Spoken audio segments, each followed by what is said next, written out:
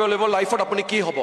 সেইকাৰণে মোক আমাৰ দেউতাহঁতে মোক সৈনিক স্কুলত পঠালে কাৰণ CBSE অল ইণ্ডিয়া লেভেলত কম্পিটিশ্যন কৰিবলৈ কাৰণে মই CBSE এডুকেশ্যন কৰিব লাগিব আৰু সেই সময়ত CBSE এডুকেশ্যনৰ বেছি সুবিধা নাছিলে চ' মই সৈনিক স্কুলত গ'লোঁ তাত অসমীয়া মিডিয়ামৰ পৰা ইংলিছ মিডিয়ামত যাওঁতে মোৰ খুব কষ্ট হ'ল তাত ল'ৰাবোৰ সব গুৱাহাটীৰ পৰা ইফালৰ পৰা আহিছে টপাৰ কৰবাৰ ভাল ভাল স্কুলৰ পৰা ইংলিছ মিডিয়াম মই অসমীয়া মিডিয়ামৰ পৰা কিন্তু কষ্ট সহিষ্ণু जितु अपनी কৰিব পাৰে मेहनत से कुछ भी अचीव कर सकता है क्लास 10 গৈ মই মোৰ ব্যাচৰ সেকেন্ড টপাৰ হৈ গলো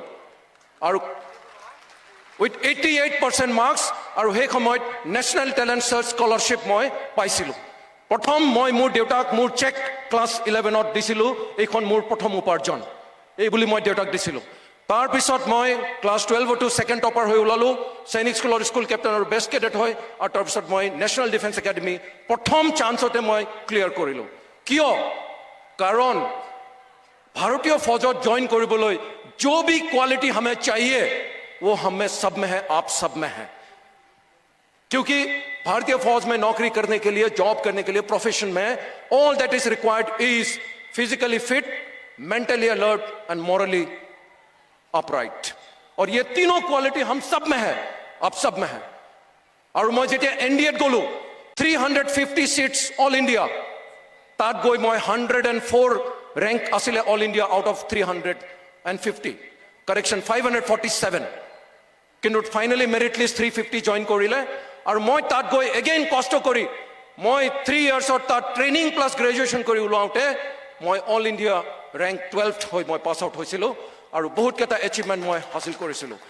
एटु क्यों सम्भव हल जेतियाय मोर फ्रंटत एटा मोर चैलेंज आहिसिले मैं भाबिसिलो मैं एजन अहोমৰ लरा मैं एजन बरु मैं कष्ट करिब पारो और मुटকৈ कोनो बेसी ভাল নহয় एटु भाबि पेलाय मैं सदाय कष्ट करिसिलो मैं 12th ऑल इंडिया मेरिट লৈ पेलाय मैं पास आउट होइसिलो एटा कम्पिटिशन आसिले जत तमाम 350 बिटत मैं गोल्ड मेडल जिकिसिलो তাত কমান্ডান্ট সেই সময়ত ভাইস এডমিরাল অৰুণ প্ৰকাশ পিছত তেওঁ নেভেল চিফ বনিছিলে তেখেতে সুধিলে which place do you belong my son I said sir I belong to a very small place in Tezpur in Assam তেখেতে ক'লে that place is no longer a small place you have made it really big today so সেই দিনা মই ভাবিলো মোৰ গাঁৱৰ কাৰণে মই এটা নাম কমাব পাৰিম তাৰ পিছত মই ভাৰতীয় সেনাত কমিশন হলো 1999ত আজি 27 বছৰ মই চাকৰি কমপ্লিট কৰিছো सियाचेन ग्लेशियर पर लद्दाखर पर वेस्टार्न बॉर्डर पर ऑपरेशन पराक्रम पार्लियामेंट एटेकर समय पर उरीर समय लाइन ऑफ कंट्रोलर ऑपरेशन देखिलो तार पिছত इटा অলপতে ऑपरेशन सिंदूर সকলো মই एक्टिव ऑपरेशन देखिलो तार पिছত गुटे भारतर गुटे स्टेटत মই চাকৰি কৰিবলৈ সুবিধা পালো এবিলাক মই কিয় কৈ আছো এই কাৰণে কৈ আছো তোমালোকৰ ইমান 3-4 হাজাৰ ষ্টুডেন্টৰ মাজত মই ভাবো डेफिनेटली কিছুমানে ভাৰতীয় সেনাত জয়েন কৰাটো উচিত হ'ব কিয় मैं এটা मोर निजर रिसर्चर मते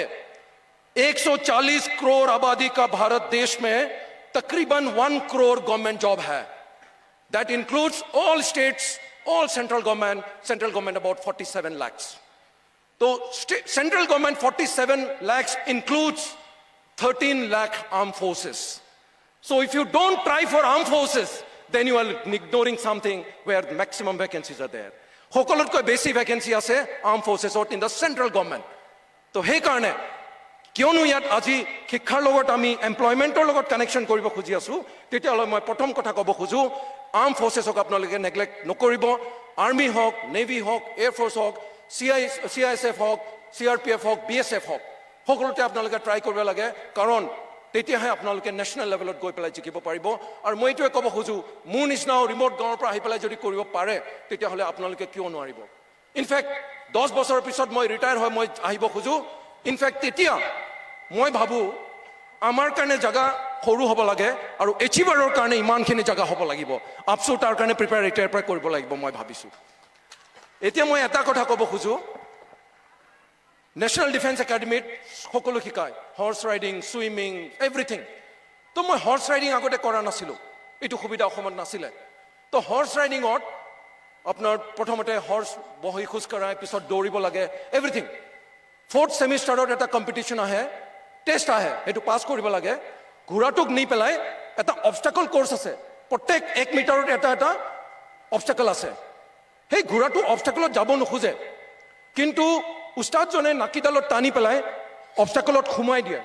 আৰু যে সোমাই ঘোঁৰাটোৱে ওপৰত চাই তাৰপিছত তাক কোনো ৰখাব নোৱাৰে সি একেবাৰে মেক্সিমাম স্পীডত অবষ্টাকলবিলাক ক্লাইম্ব কৰি জাম্প কৰি ওলাই যায় আৰু সেইটো টেষ্টত ঘোঁৰাটোৰ ওপৰত আমাক চেডেল নিদিয়ে বিনা চেডেলত মই নপৰাকৈ তাক ধৰি পেলাই ক্ৰছ কৰিব লাগে সেইটো এটা বিৰাট চেলেঞ্জিং হেৰি মই কিয় কৈছোঁ এইটো কথা সেই অবষ্টাকলটো পাৰ হোৱাৰ আগত ঘোঁৰাটোৰ যিটো জোশ এই ঘোঁৰাটোৰ যিটো সিদ্ধান্ত সেই সিদ্ধান্তটো আজি মই আমাৰ মাননীয় এডুকেশ্যন মিনিষ্টাৰ ডাঙৰীয়া সেই জোশটো আজি মই আফচুৰ আৰু সেই জোশটো মই ইয়াত উপস্থিত উপাধ্যায় ডাঙৰীয়া আৰু এই জোশটো ইয়াত থকা সকলো মানুহৰ ওপৰত দেখিছোঁ ইয়াৰ মই বুজাব খুজিছোঁ কি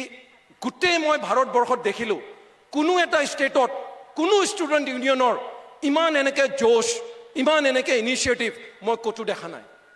গতিকে মই ভাবোঁ আজি আপচুৱে যিটো কাম কৰি আছে আছুৱে যিটো কাম কৰি আছে আমাৰ এডুকেশ্যন আৰু গভৰ্ণমেণ্টে যিটো কাম কৰি আছে সকলোৱে মিলি পেলাই যিটো চেষ্টা চলাই আছে সেই চেষ্টাখিনি যদি আমি ছাকচেছফুল ইমপ্লিমেণ্ট কৰিব পাৰোঁ দেৰ ইজ ন' কুৱেশ্যন আপোনালোকৰ ল'ৰা তামাম নট অনলি বড়োলেণ্ড গোটেই অসমৰ ল'ৰা ছোৱালীয়ে কিয় ছাকচেছফুল নহ'ব এইটো মই প্ৰথম কথা ক'ব খোজোঁ so' I can already feel the josh মই ঘোঁৰাৰ ওপৰত বহুতে ঘোঁৰাটোৱে যিটো ষ্ট্ৰং তাৰ মটিভেশ্যন আৰু ডিটাৰমিনেশ্যন থাকে সেই জোশটো গৈছে জাষ্ট তোমালোকে সেই ঘোঁৰাটোৰ ওপৰত বহি থাকিব লাগিব অবষ্টাকল ক্ৰছ কৰোঁতে পৰি যাব নালাগিব আৰু এই অবষ্টাকলবিলাক কি টেষ্ট এক্সামছ প্ৰিপাৰেশ্যন লাইট নাই বিজুলী নাই বানপানী নাই যিকোনো প্ৰব্লেম আহক কিন্তু আপোনালোকে ঘোঁৰাৰ পৰা পৰিব নালাগিব যদি ঘোঁৰাটোত বহি থাকে ফিনিচিং পইণ্ট পাব আৰু আপোনালোকে যিটো এম আপুনি ভাবিব সেইটো এম এচিভ হ'ব ডেফিনেটলি হ'ব এইটো মোৰ I have no' doubt at all ভাৰতীয় সেনাত জইন কৰিবলৈ মই এইটো কাৰণে কৈছোঁ আৰু not only is an officer যি 13 লাখ আছে তাত মেক্সিমাম আমাৰ আদাৰ ৰেংকছ জৱান হিচাপে ভৰ্তি হয় কিন্তু আজিৰ জৱান আগৰ যুদ্ধ টোটেলি ডিফাৰেণ্ট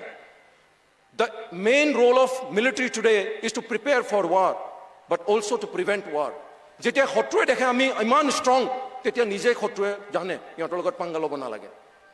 গতিকে আজিৰ দিনত আমাৰ জৱানবিলাকে এই বন্দুকেৰে নহয় আজিকালি warfare totally technology oriented operation সিন্দুৰত দেখিলে ড্ৰোন এয়াৰক্ৰাফ্ট হেলিকপ্টাৰ নাই এভৰিথিং ইজ দেয়াৰ আৰু মই এইটো ক'ব খোজোঁ আজি ভাৰতীয় সেনা আমাৰ জৱানবিলাকে নিজে ড্ৰোন বনাই চলাই আছে গতিকে তোমালোকে নাভাবিবা যে সেনাত আহিলে এজন জৱান ন' চব অপৰচুনিটি আছে আৰু মই আপচুক এগেইন মই ধন্যবাদ দিব খোজোঁ কি মোক প্ৰথম ব্ৰিগেডিয়াৰ বড়োৰ হিচাপে মোক আজি স্বীকৃতি আৰু যিটো সন্মান জনালে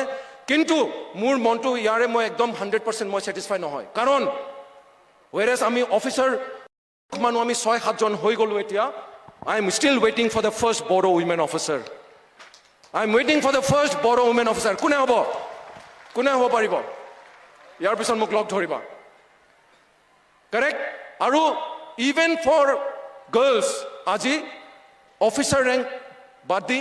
আদাৰ ৰেংকতো আজিকালি ইণ্ডিয়ান আৰ্মি আৰু নেভি এয়াৰফ'ৰ্চ সকলোতে ছোৱালীবিলাকে জইন কৰি আছে আৰু মই খুব সুখী হ'লোঁ 2 মাহ আগতে মই তাত এগৰাকী চিপাহী স্বৰ্গীয়াৰী লগ পাইছিলোঁ আৰু লগ পাই মই খুব ভাল লাগিল গতিকে মই এইটোৱে কথা কওঁ ৱেৰেজ সকলো আপচু আৰু সকলোৱে আপোনালোকক UPSC Assam public service commission বাকী এক্সামিনেশ্যনৰ কাৰণে তৈয়াৰ কৰি আছে আৰু আপোনালোকে কৰিব লাগে কিন্তু তোমালোকে যিবিলাকে ভাবা ভাৰতীয় সেনাত মই জইন কৰিব খোজোঁ মই এইটো ভাল লাগে then you must try for it আৰু মই ক'লোঁ ভেকেঞ্চি চবতকৈ বেছি আছে চেণ্ট্ৰেল গভৰ্ণমেণ্ট জবত যদি গভৰ্ণমেণ্ট ইউনিফৰ্ম ছাৰ্ভিচ ভাল লাগে আৰু মই এটা লেকচাৰ পঞ্জাৱৰ NCC কেডাৰৰ কাৰণে লৈ আছিলোঁ কিছুমানে হয়তো আপোনালোকে চাবও পাৰে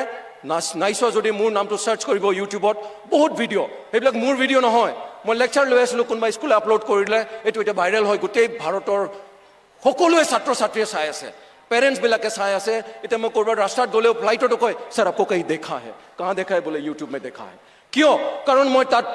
তাত মই ভালকৈ বুজাই দিছোঁ কাৰণ মোক এই গোটেইখিনি কথা ক'বলৈ 2 ঘণ্টা সময় লাগে এই 2 ঘণ্টাৰ ভিডিঅ' ইউটিউবত আছে আপোনালোকে চাব কিয় কৈছোঁ চাব তাত মই কমপ্লিট বুজাইছোঁ how to decide your aim in life নিজৰ লক্ষ্যটো কেনেকৈ মই বিবেচনা কৰিব লাগিব and then how to prepare for it গতিকে মই